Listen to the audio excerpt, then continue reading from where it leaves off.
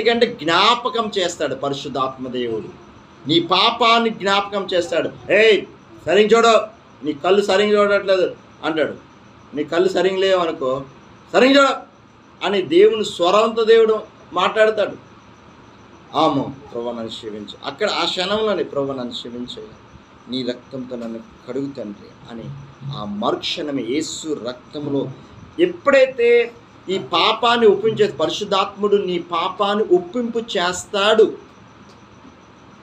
అసలు దేవుని ఆత్మే నీకు యేసు ప్రభువే నువ్వు ఎంటర్ అవ్వలేదు.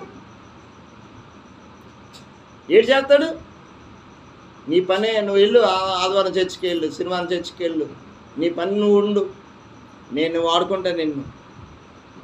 ఎక్కడున్నా నీ మనసు సాక్షి చెప్పేస్తుంది నువ్వు ఏ స్థితిలో ఉన్నావని.